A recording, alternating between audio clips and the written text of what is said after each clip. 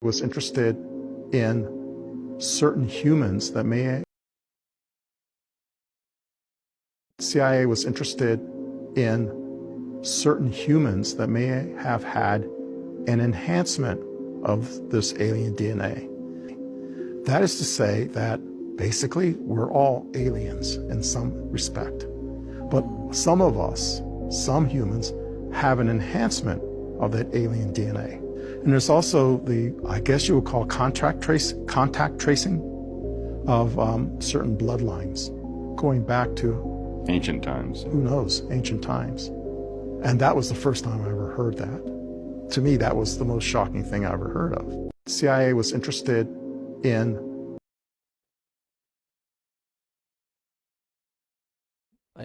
do you guys believe this, bro? Me, I don't know about this, and I just jump into something like this. So, I'm kind of new, man. It's like, man, there's so much to like in history or this world. So, man, crazy. What they do is they take the sperm and eggs, they put them into a petri dish, and they alter the sperm and egg, fertilized, they alter it with alien DNA. They then take the zygote and implant it in the woman. At 10 or between 10 and 12 weeks, before she really begins to show at all, they remove it, and they place the fetus into a nutrients tank. From that, when they take the baby out, the baby looks either very human but somewhat alien-y, or half and half, or more human than alien, or much more human than alien, or even human and not alien. What they do is they take the sperm. The fact is, they are clearly engaged in a hybrid breeding program. There's no doubt about it. In that they're taking the genetic material, both female ovum and male sperm, mixing their own chromosomes with them. What they do is they take the sperm and eggs. The fact is, they are clearly engaged in a hybrid breeding program. There's no doubt about it. In that they're taking the genetic material, both female ovum and male sperm, mixing their own chromosomes with them through genetic engineering, in that they're blending their chromosomes with ours. And so therefore they're generating basically a new hybrid species, which is and we know what their characteristics are, that they have very, very thin hair, they have large eyes. The human beings, the hybrid humans are different. The fact is, they are clear. Late-stage hybrids who are often, everything about them looks human, except maybe their eyes are too large, and there's no bodily hair. They sometimes become personal project hybrids, and will stay with somebody for decades. Late-stage hybrids who are often... They've been poisoning y'all water all summer. They was told to stop doing that. The Nerubians are here. Planet Nibiru. The Nerubians are here. The Nerubians are the ones who originally salted all the seas. All your seas that you see with salt water in them, the seas were not originally salty. All your oceans, seas, how they got salt, it wasn't like that. The Nerubians salted the seas a long time ago. They are back. They've been cleaning up the water. They've been cleaning up the atmosphere, getting all the oxygen out the air. We finna go back blue, red, and green any day now. Mark my word. And that's gonna happen all of a sudden. That ain't gonna be no years. That's gonna all of a sudden. Niggas finna panic when you wake up and your ass might be blue, red, green, because the hydrogen is being put back in the atmosphere. Okay? I got on here to give y'all this warning, man. Spread the message far and wide, because they not telling y'all this on the news. They've been poisoning y'all water. This is the one.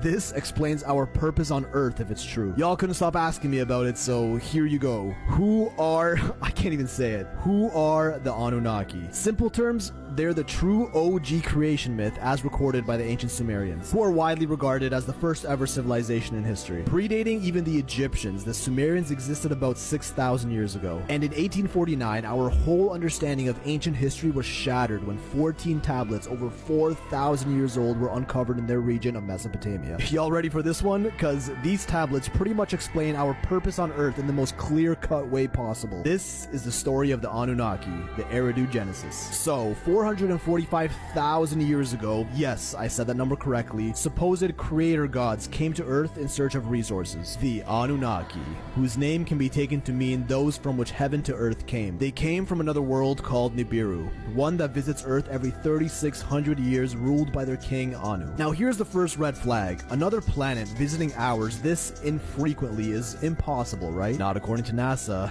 In fact, they've been finding evidence of this planet for years. Except they call it Planet X, or Planet 9, and many top-ranking researchers analyzed data and pretty much all but confirmed its existence. And the reason we can't see it is because its orbit looks like this. A super elongated path around the sun that only gets close to Earth every 3,600 years. And we know orbits like this are physically possible, as they've observed in other exoplanets. Anyway, story goes on to say that living conditions on Nibiru deteriorated and became hostile. So the Anunnaki came down to Earth for some goods, specifically water and gold, which apparently helps restore their planet's health. Now, it might just be a coincidence, but gold is actually used in modern spacecraft to shield from radiation, so were the Sumerians aware of that? They established a base on Earth called Eridu, made for collecting these resources in the Persian Gulf. They send down Enki, Anu's son, to lead this expedition and rule over Eridu. With him, he brought the Igigi, another race of demigods who were essentially their slaves to gather the gold and water they needed. Now, the Igigi were down bad after 250,000 years of slave labor with little rewards, so they revolted but lost, and now the Anunnaki had no workers. So Anu orders Enki to create a new slave race, intelligent yet obedient. Enki combines his essence with a species of cave-dwelling savages that exist on Earth at this time. That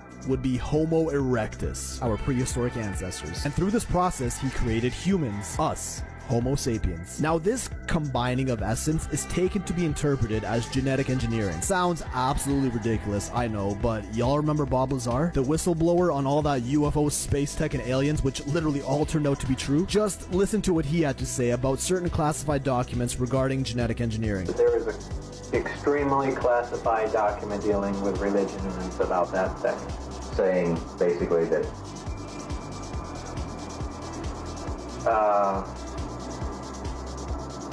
basically that we're a product of genetic engineering from someone. Yeah.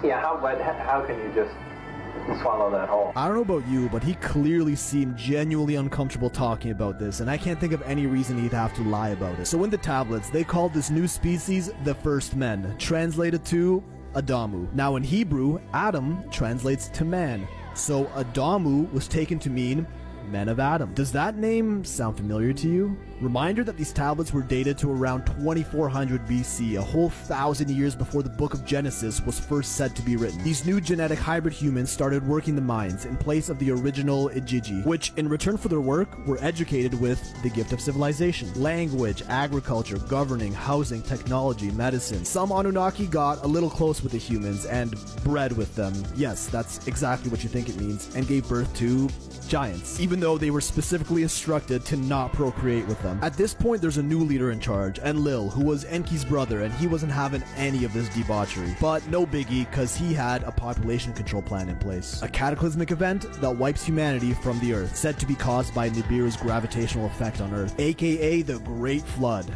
How convenient. Enlil took this opportunity to dip back to Nibiru so that Earth can be rid of all these unworthy inhabitants. The translations claim that Enlil and his crew left in their celestial boats that took them to the sky and circled Earth. Hey, that sounds like spaceships, rockets, and orbits to me. But Enki felt more sympathy, so he instructed some chosen humans to build boats so they can survive the flood. Noah's Ark, anyone? The flooding lasted for 7 days, yet another creation story told by almost every other culture of our past. There is countless proof of this intense flooding all around the world, but that's a rabbit hole for another time. The small number of humans that survived the flood started to rebuild civilization. Enki and other Anunnaki helped them rebuild in all corners of the Earth, which is said to have given rise to the pyramids, megaliths, and advanced masonry techniques that we see all over the world. And eventually they left Earth and they had one civilization that was more advanced than the rest. This were the Sumerians. This exact story is even told in the Atrahasis of the Akkadians and the Enuma Elish from the Babylonians. Now this is where it gets trippy. The Anunnaki appointed kings, humans that acted as their representatives on Earth to make sure that the people still lived under their control, whose ruling authority would be passed down every generation in what would become the elite class as we know today. You know, Rothschilds, Illuminati, royal family, Freemasons, whatever you want to call it. And it's how they continued to rule Earth for thousands of years to this day from a planet far ass away. Basically, the story claims that we're a genetically engineered species that were designed as slaves to serve a ruling class. And we really do see this slave master paradigm all throughout history. Up until the last couple hundred years, the entire world population was divided into a peasant class and an upper class of royals, nobles, the rulers, kings, emperors, shoguns, and the plebs they rule over. But today, things are different.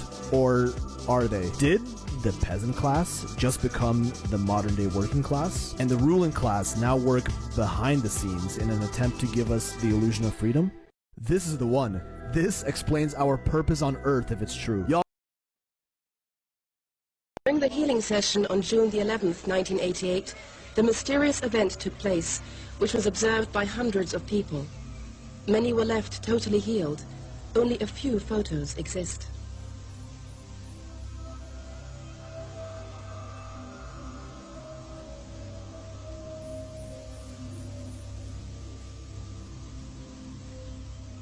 The tall figure of a barefooted, white-robed and bearded man appeared from nowhere and stood in the middle of the crowd.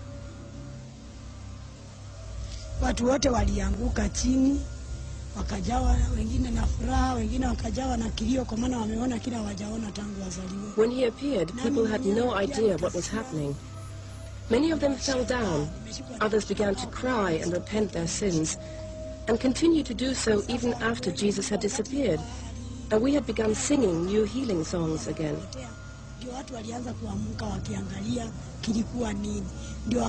Since that day, hordes of people have been coming to Kawangware, repenting their sins and being healed and saved. But it is not me who heals, it is the power of God that heals through me.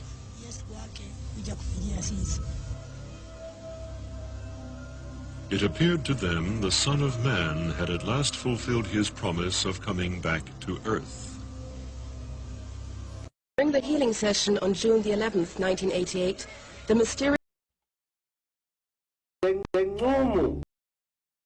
Yo, who do you think that was, bro? Do you think it was Jesus? Came back? Who was that, bro?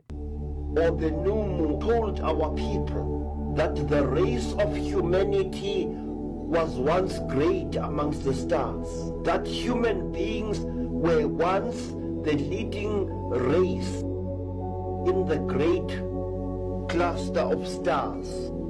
Human beings were so vicious, so aggressive towards other intelligent creatures. A great war broke out amongst the stars as several worlds joined forces against the human race and drove it away from the center of the great star flower to seek refuge in this forgotten world of ours. It's no coincidence that whenever in 1867, 2 years up from slavery, when in the halls of Congress, when they began to discuss whether or not they were going to allow black people to go to colleges and universities, the ruling on the floor was, we'll let them go to colleges and universities, but they can't come to ours. And when they go to theirs, any black college, there's 3 sciences that must never be taught to these slaves: the science of finance, the science of warfare, and the science of mating. See, 2 sides of mating. One is picking a spouse, and the other is parenting the child that comes from that bond. Look at our problems right now. Finance. $1.3 trillion last 2 years out of 226 nations, 8th richest nation in the world. But we don't have anything that we can call our own. You got Spain with 47 million people. They brought in 637 or 728 billion and we got double that. They got 47 million people with a 208,000 square mile land mass, and they got their own everything. And we can't even come to one community and find anything that we own other than beauty shops, barber shops, and barbecue restaurants. Something wrong. We got dollars, but we need some sense. So finance, we didn't learn. Then you have the science of warfare. We kill only each other. That's not the moon, it's not the sun. That's planet Nibiru. We're fucked. While I do agree with that individual's last statement, likely for very different reasons, this is not some mystical, fantastic planet heralding the apocalypse. It is in fact the sun, and it appears to be that dark color because it is shrouded in a haze of smoke from the over 80 wildfires currently burning in Canada.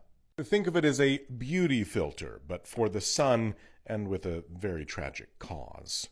Seeing the way people have responded to this phenomenon made me think about what it must have been like for Neolithic man to witness an eclipse for the first time and react to the sun being swallowed up by darkness in the sky.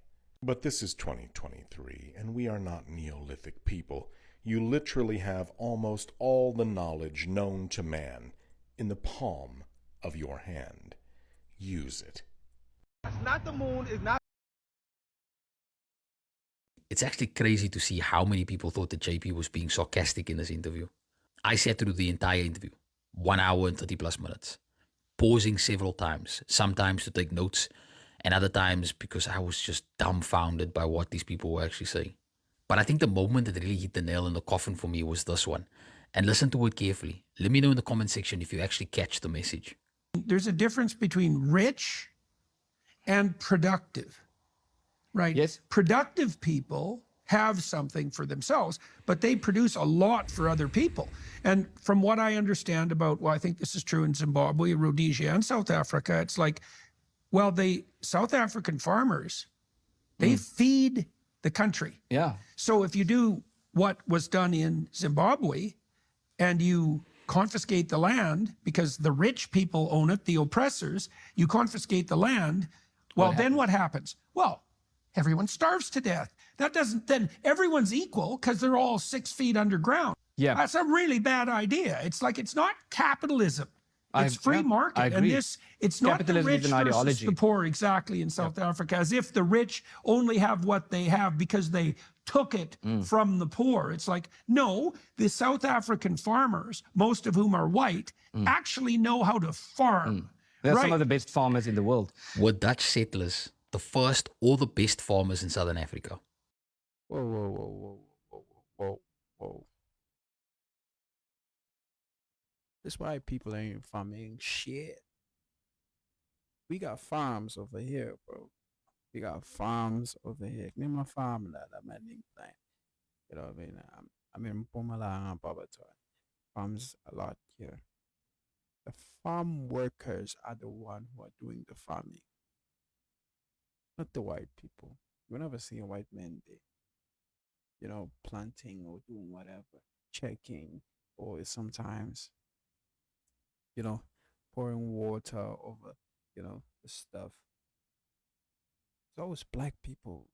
There's no white people doing that. The white people stay in their offices and do check the, you know, the books, whatever. That's what they do. They don't go out to the field and actually farm.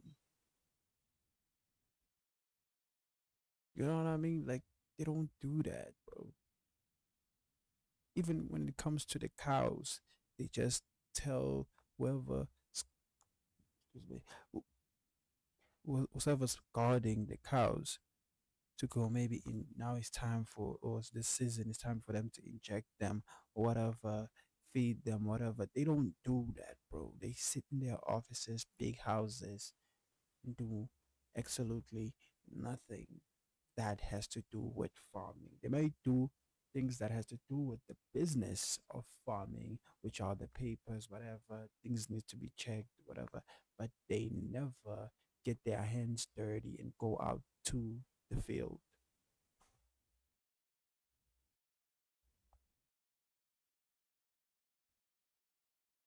That's just common sense, bro.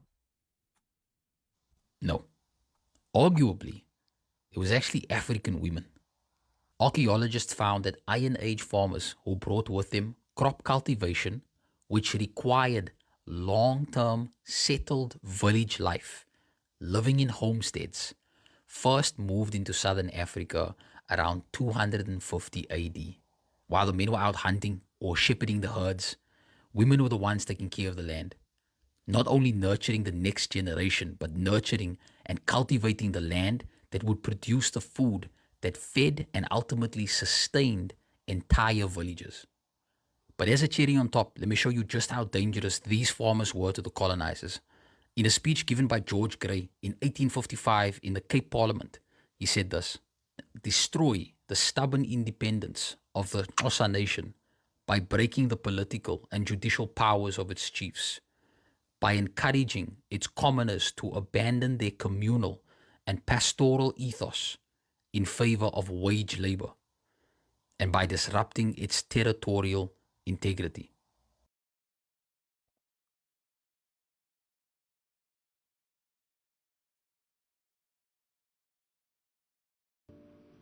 Tell me, Mr. Michael, have you been to Lothair? No, I haven't. Please go there. Where is that? Lothair is a very, very holy place in South Africa. It is near the border of Swaziland. There is a small copy, a very pathetic looking hill. But wait, that hill shows the truth behind what our people believed in and why they named certain parts of the earth by such weird names. You will see a hill, a rocky copy. The copy is made of granite. And when you stand and you look up at that stage, you are a tall man, sir. But you will see on that copy a thing which the world should know about. A thing of which there are only two in the whole world. You will see, sir, a human footprint, deeply fossilized for all eternity, on a little cliff. Tell me, Mr. So what UFO incident took place in Africa and when? Well, in 1989, South African Air Force tracked an unidentified flying object flying from the northeast to the southwest near the Kalahari Desert. The South African Air Force launched a Mirage, a fighter jet, and this aircraft had an experimental weapon system on board. It's called a Thor-B, which is a tactical high-energy or high-powered operational responder. That's what Thor meant.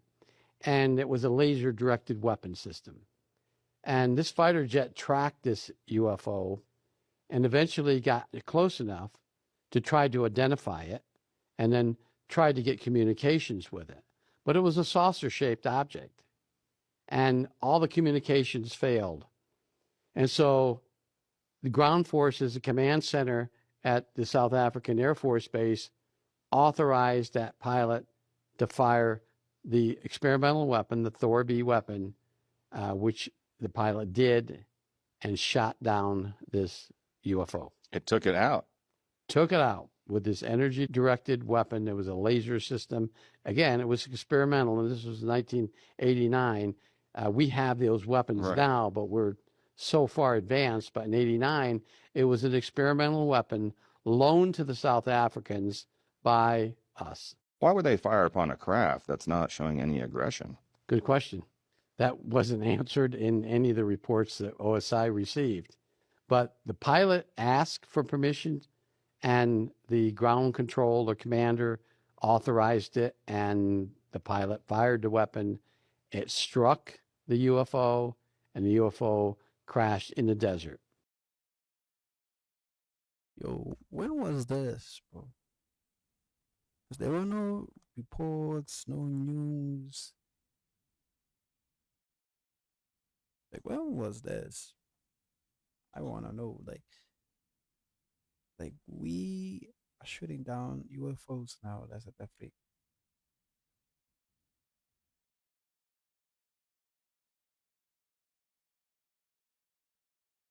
Ain't no way, bro.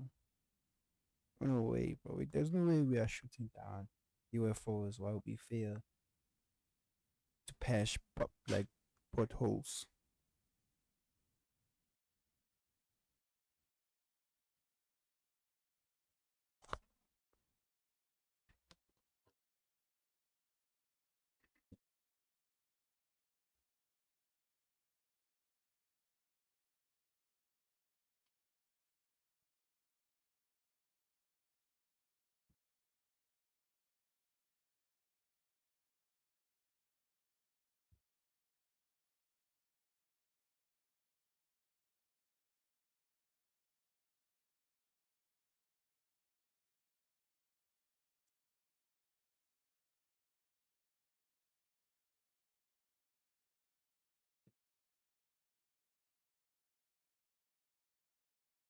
The bodies were about 4 foot, 5 foot tall.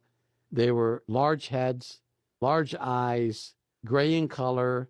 They had tight-fitting suit. So what UFO? The bodies were about 4 foot, 5 foot tall. They were large heads, large eyes, gray in color. They had tight-fitting suit. They had no ears, 2 slits for the nose, a small mouth, long arms, typical extraterrestrial, more like a gray. Okay. Now, how many occupants were there? I believe there were 4 occupants. And they all died on impact. They all died on impact. There were no live extraterrestrials. Now, at some point along the way, the South African government notified the U.S. Embassy, Johannesburg, and asked for assistance on this. They explained what had happened. The Air Force attaché, defense attaché at the embassy, our embassy, then requested some messages out, and a crash recovery team, the SDAR team, came from Wiesbaden Air Base in Germany to South Africa 4 days later. Along with that SDAR team, an OSI, 2 OSI agents came with it. Eventually, there were other OSI agents came from South African operating location, I think 2 others. Anyways, so the SDAR team did get involved, but after the South African Air Force had already started the recovery process. And South Africa was uncertain about techniques used in sound aircraft recovery. They didn't want to do something that was detrimental to their personnel or to the recovery operation. And they certainly don't want to get anybody injured by some type of atmospheric condition or defense mechanisms that are on these UFOs. So that's why they brought the Americans in, thinking that Americans probably know more than they did about something like this. Yeah. And that's when the Air Force came in along with OSI. Let's talk about the structure. You said South Africa 2003, one of the clearest UFO videos I think ever. Look at this.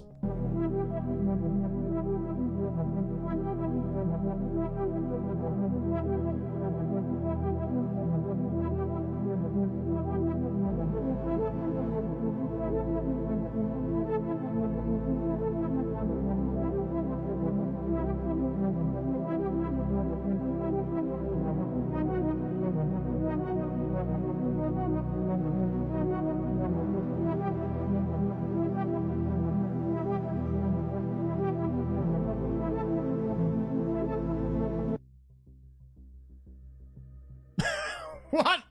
They just disappeared, mate. Remember, this is before AI, and I know that these things can be done, but come on.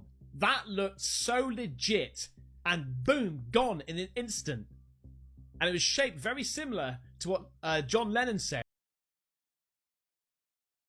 Was that real, bro? It's gotta be fake. There's no way.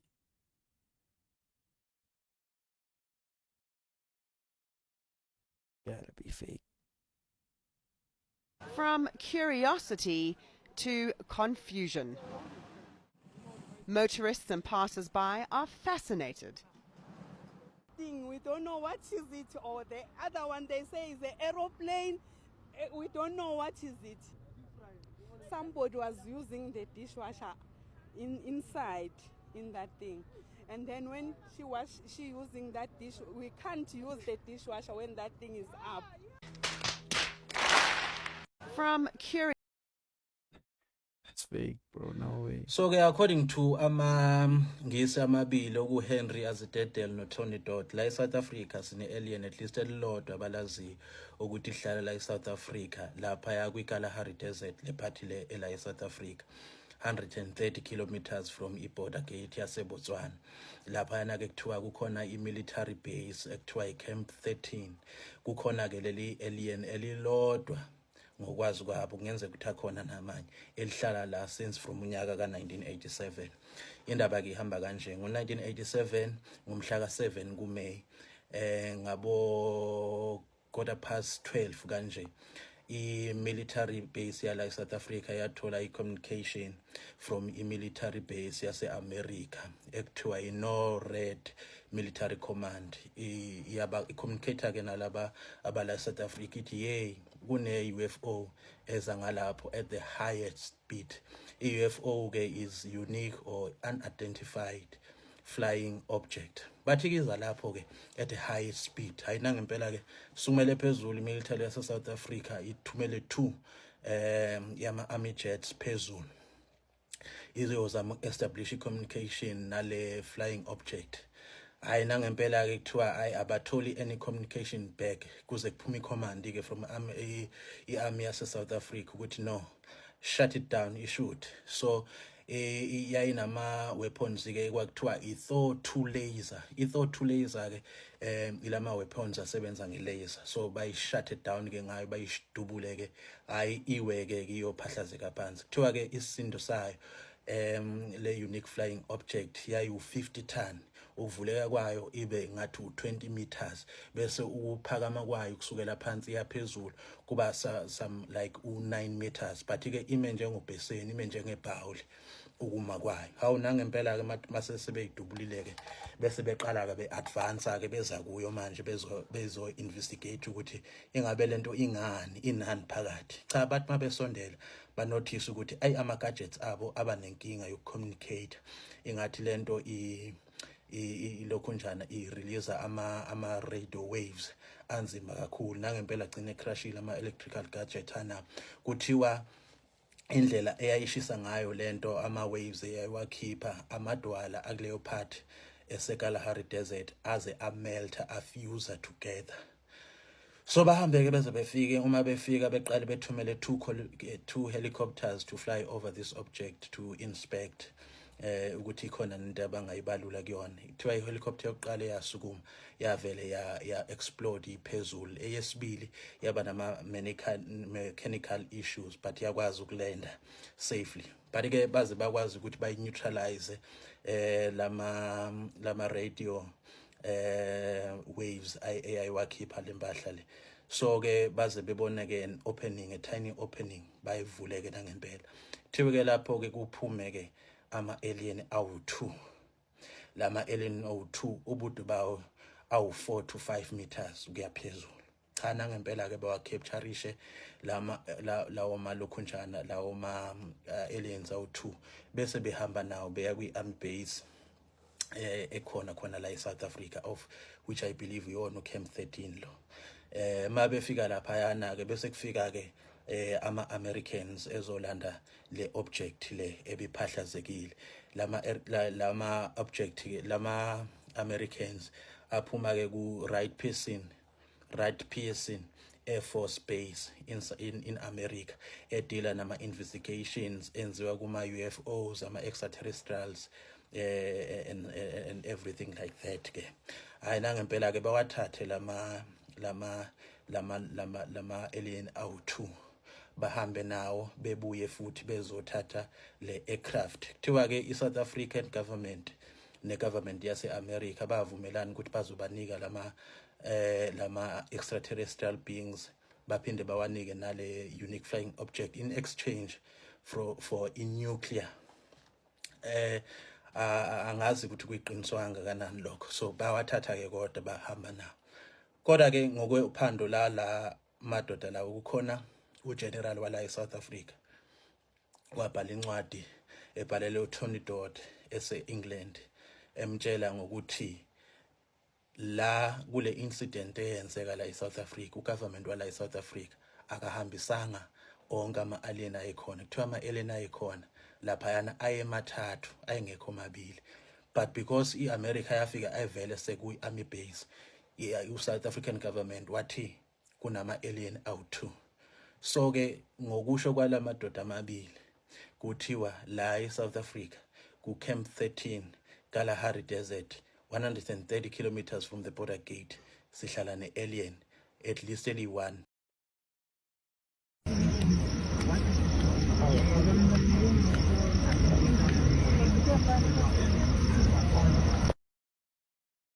Guys, this is real life. This is real life. This is real life. There are people. There's something in the sky. There it is. There it is. It's moving in the sky, as you can see. That shit is moving. It is moving. Guys, that shit is moving. Nah, dog. There can't be someone, dog. There can't be someone, dog. What is that? What the fuck is that, bro? Can anyone explain what Nah, dog. We can't. We can't. Bro, this is gonna be on the news. You'll see. Do you believe in UFOs? Come on. You know what they call, bro? I saw something that a UFO. Hell, bro. Something like this will never be in the news, bro. Never be reported unless there's clear proof or there's multiple people saying it in the same time. Like, for instance, make an example. If a whole province or state sees this at the same time, everyone records it from different angles everywhere, then it's gonna be in the news. But if there's only you guys and only you have that video and only you saw this thing, even when you had 10 or hundreds, but if there's only one who took a video of it, one angle, it's not gonna be, man. Unless the whole entire two province sees this, then it's gonna be in the news. No way, guys. Bro, this thing is coming down, bro. This thing is coming down. No, bro, it's white. He's a bike. Yeah. It's coming down. Yeah, it's going downwards from where we are, but it's not coming here. Oh, come on. Let's not over-exaggerate, kids. It could be anything. Anything like... Yeah, we won't need them. It's disappearing now. Oh. Oh. Hey, that shit just disappeared into nowhere. Showed up out of nowhere. Hi, guys. Think about it. The universe is so huge. How are the only people? Guys, this is real life. This is real life. In fact, even the fallen angels, they started teaching men certain secrets that were hidden from him. God hid certain things from us after we were fallen. But the fallen angels came and revealed those things. You can look at the stars and predict your future. You can mix these herbs and you can create this and this and this and that. And we started creating our own cultures based on the knowledge that was given to us by the fallen angels. People started worshipping, creating all sorts of religions, if I may call it that. But God had said, I have already created a system by which I can redeem you back to myself. So even when that system of redemption came, people still wanted to carry on with the traditions of man instead of now following the revelation of God.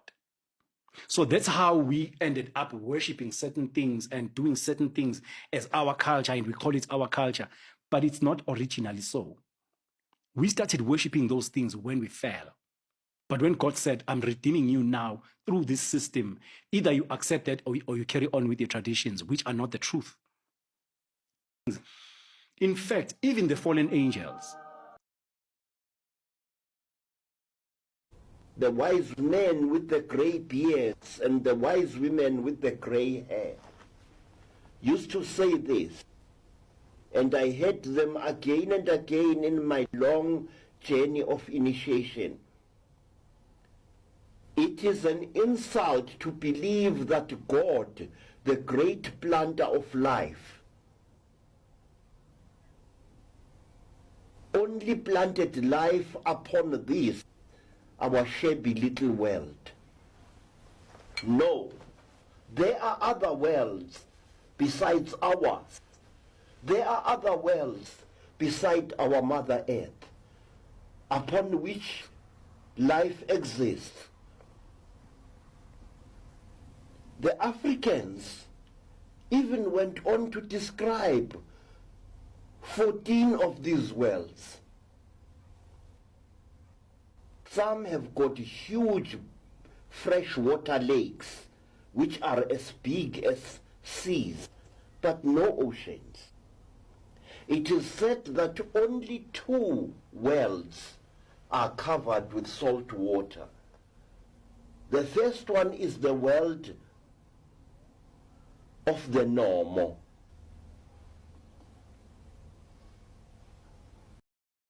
Around 2008, 2009, I used to work for a mine prospecting company based in Richards Bay.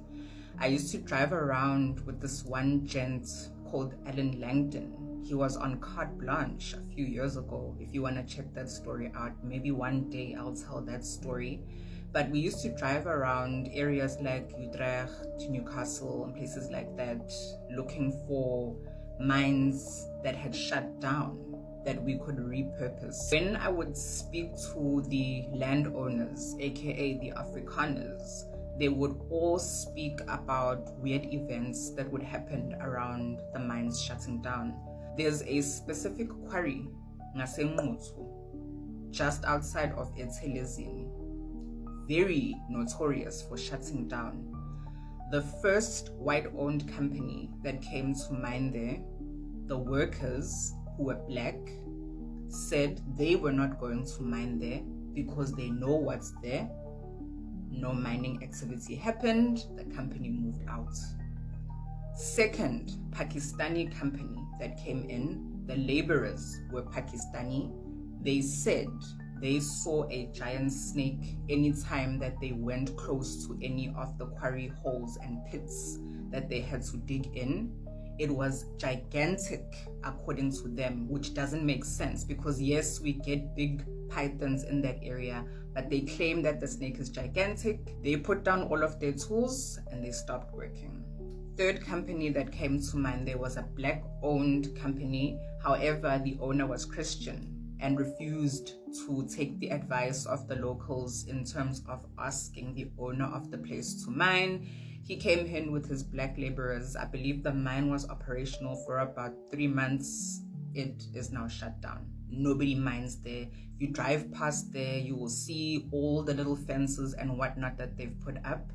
They're never gonna mine there. Also, there's lots of coal deposits there. Coal deposits, Kwanongoma, all kinds of deposits. You will never mine those minerals in those particular places.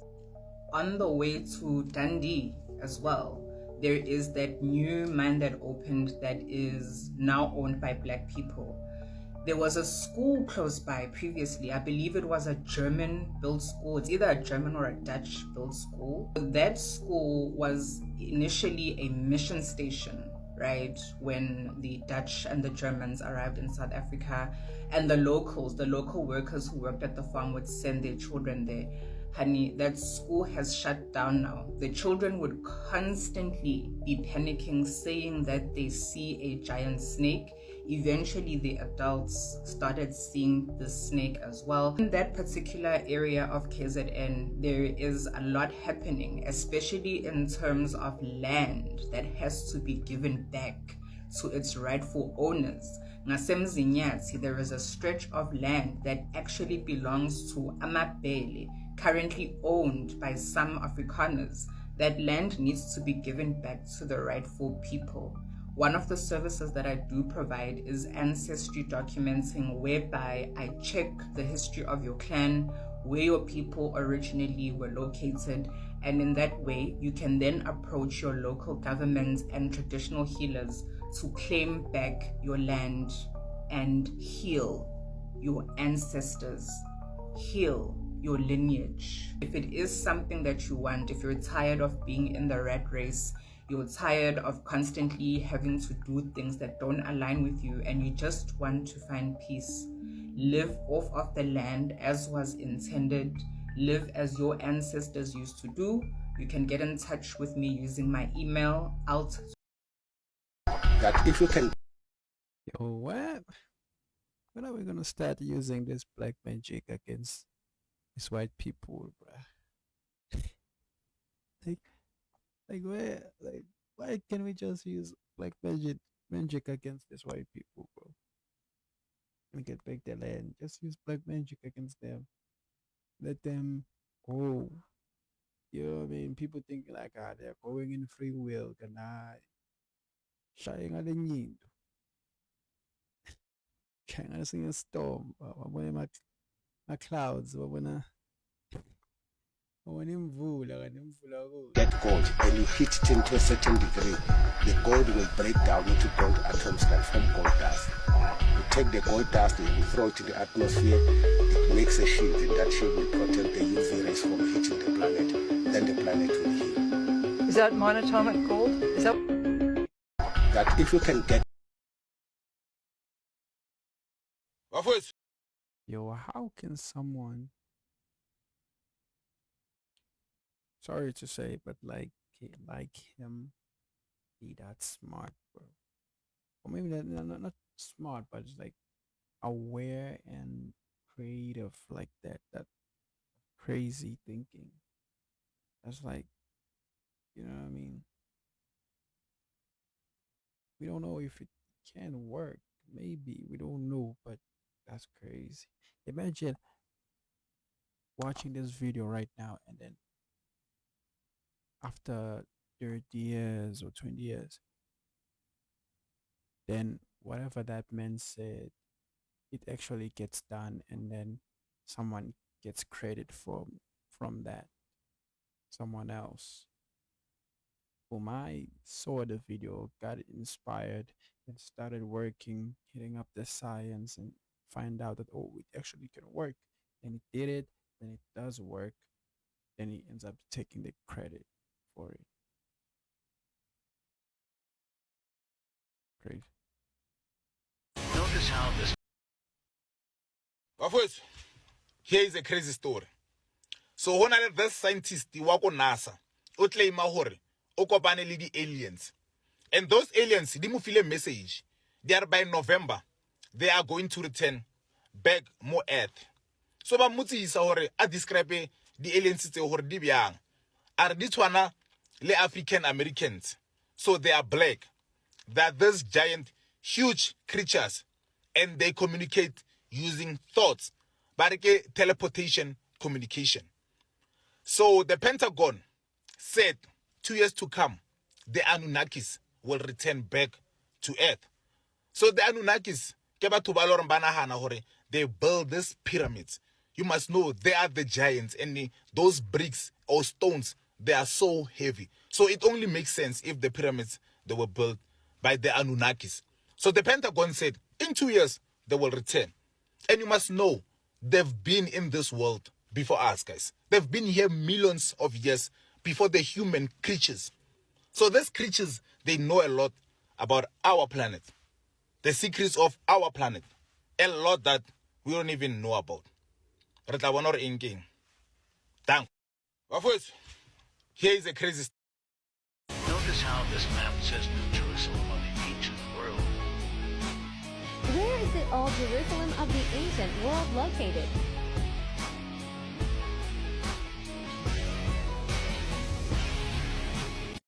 Notice how this map says New Jerusalem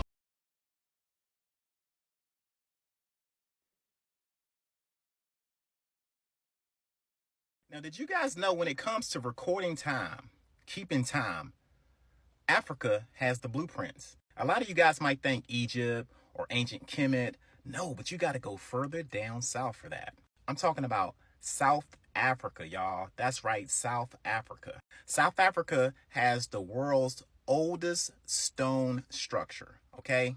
That's right, not in Egypt, but in South Africa. Here in South Africa, you will find several circle patterns made in stone. They call them Adam's calendar. Again, as stated, these are the oldest stone structures in Africa. Now, close study revealed that these circles represent cardinal points, north, east, west, and south. These structures also align with the winter, spring, summer, solstice, and the equinox. This particular site is at least 75,000 years old. That's right, 75,000 years old. So that makes this the oldest stone site that's in Africa and the oldest stone site ever. So 75,000 years ago, these Africans were in tune with the cosmos, everything around them. If you look close, they were able to align these stones with the Orion's belt. Again, this is the blueprint from the early recordings of time, okay? They have the stones here and they're all aligned to Orion's belt. It shows the present alignment and the alignment dating back 160,000 BC, okay? This was before Stonehenge. This was before Greece. This was before any Europe civilization even existed, okay? Africans was doing this a long time ago. You got to understand how ancient African people are to understand this, okay? All of this knowledge moved up north, okay, along the Nile Valley River, okay? So this technology, all of this information started down south. These old ancient Africans were the pioneers of this stuff, and they took it and it ended up in Egypt, okay? Egypt wasn't the first civilization, it was the last. Understand that, people. Like, follow, and share for more. Had to shoot by some money, cut a bank for he's definitely an alien. He's the proof that we need, bro. He definitely. That money keep on coming, I'm so thankful. Yeah, that money keep on coming, I'm so grateful. Thank you, God. Fuck it, I just threw a 4 inside a Red Bull. Yeah, I give you wings. Hey, all my niggas ball, bitch, Mr. Clean. Whole city pedal dope, we from Medellin. I hit your dope, get on the floor and give up everything. Had to shoot by some money, cut. Namhlanje, I will open a door that was never meant to be open. Namhlanje, I will reveal iqiniso so that you were never meant to know. Sawubona, ngiye ngizokuthiwa the truth shall set you free. So lalela mntu omnyama. If you are not ready for this video, dlula. And for those who decided to stay, asiqale. Once upon a time, a long time ago, we had laba sizobabiza ngama-founding fathers. You see, ama-founding fathers abesekhathele ukuhlupheka, abesekhathele ukuphanta, and they needed to do something ezokwenza sure ukuthi i-bloodline yabo, generations upon generations, the only thing abazoyazi is i-wealth ne-luxury, abasoze baphante, abasoze bahlupheke. And so they sat down, bacabanga ukuthi bazokwenza njani. One day, ama-founding fathers decided ukubiza i-meeting, and bahlangana bonke kule meeting kwakhulunywa indaba yokuthi sizophuma kanjani kule nhlupheko. And so they decided to go in search of i-grimoire of Useta Pai, the chosen one. Babazi ukuthi if they can get i-grimoire of Useta Pai, bazokwazi ukuthi babize uNkulunkulu wabo, bakhulume nabo, mise yabasiza abakhiphe kule nhlupheko. Babheka baze bayithola i-grimoire of Useta Pai, and then they were able ukuthi babize uNkulunkulu wabo, bahlala phansi noNkulunkulu wabo bamcela ukuthi for as long as kukhona a generation of ingane zabo abafuni baphinde leyo generation zazi inhlupheko, for as long as kukhona umphefumulo ophuma from i-generation yabo uzokwazi uchizi kuphela. And Useta Pai agreed ukubasiza and made that promise kubona, and bona they promised Useta Pai into eyodwa For as long as kukhona umuntu osizwa wena through us nale deal esisayina nawe, they will see no evil. Kusho ukuthi angeke bakhulume ukuthi basizwe wena bayakwazi. They will hear no evil. Ngeke balalele anything from anyone besides wena, sizwa wena kuphela. They will speak no evil. Asoze bakhulume ngawe ukuthi you exist.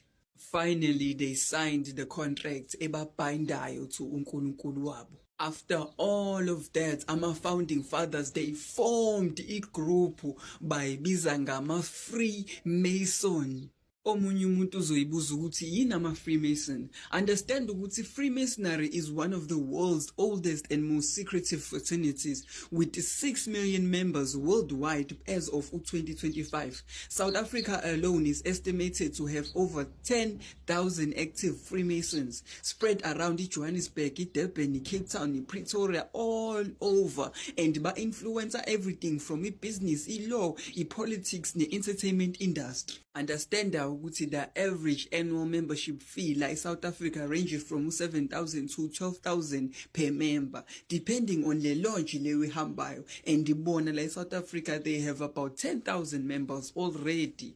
I'll understand ukuthi i-Freemasonry isonto kumele ukhokhe 7,000 or 12,000 just ukubajoyina. Uzothola iBhayibheli lakhona, uzothola iringi esho ukuthi usuyimember. Omunye umuntu uzocomplaina kuma-comment athi imali engaka just ukujoyina isonto. I'll understand.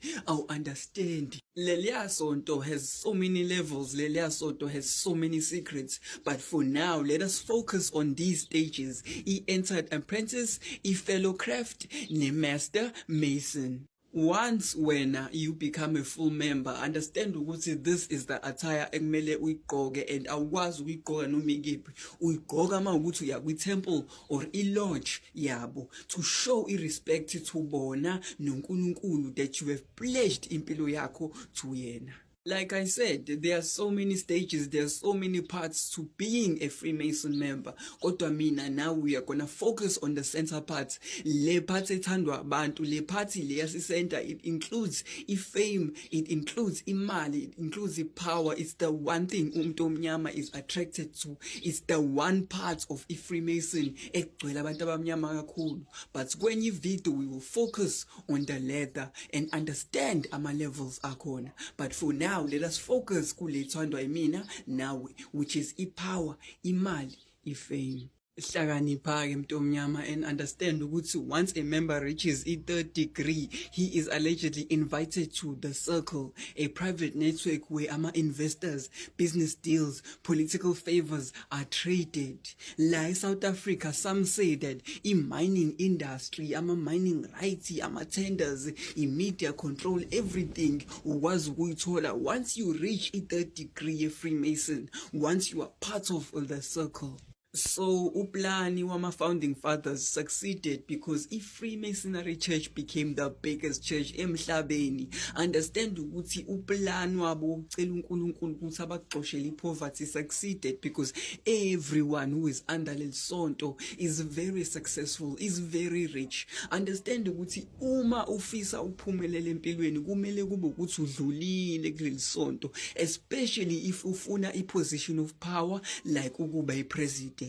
Bakwazi ngisho ukufaka uGibson Makhando. Understand ukuthi uGibson Makhando wengeke abe president engadlulanga esontweni le-Freemasonry.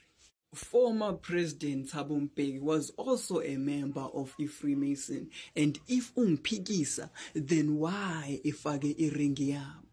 Le ringi wayifaka until the end of presidency yakhe, and nobody knew, futhi nobody asked ukuthi yini eyenzekayo ngale ringi, because nobody knows the truth ukuthi masuyimember unikwe iringi that is specially catered ukuthi sikubone in a crowd full of people, uzoveza iringi sikubone ukuthi you are one of us. Ingelosi is Aram Senkosi, uDesmond Tutu was also a member of the Freemason Church, allegedly. Let's go back asibuyele emuva. Uthini umthetho wa Imhotep? See no evil. Hayibo, uthini umthetho? Hear no evil. Uh, this one, this one, this one. I feel like STC is it's just finds it cool to do all of these things. He's like everybody else. You know what I mean? There's no way that he's into this stuff. These things are too deep, bro. They get your mind fucked up. You know, someone like this DC, I see him as a, you know, soft-minded person, and I feel like his mind doesn't have the strength to sign anything in blood.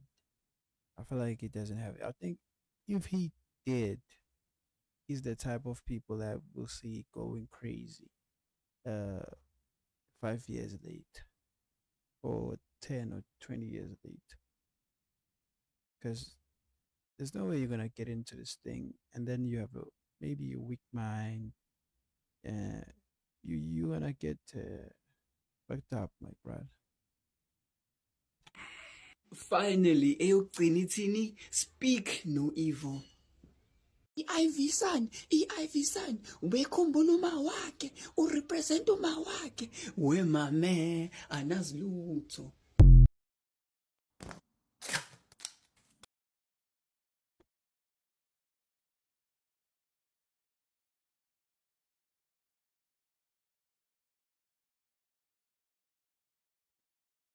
Yeah, man. Yeah, I feel like he was representing his mother. I don't think Nasty C would, you know, I don't say he won't sell his soul. I think his mind, even in him, I feel like he's not. I feel like if I was a Freemason person, I wouldn't allow Nasty C to join. I don't think so because he's a wannabe, man. He's a not like he's a wannabe person. He what can I say? You can see with the Ivy sign, with the sun, the eye, whatever, all of those things. I feel like that's like me. Like it's like a person dressing like all black, right? It's like they wanna be um in this type of world where people, worship Baphomet and all people. So I don't think he sold his soul. I think he doesn't have the mind for it. You can't handle it, bro. That thing is too much. You're gonna lose your brain. The shit that those people talk about, they see. You need a strong-minded person. You cannot take someone and be like, yeah, let's go become a Freemason.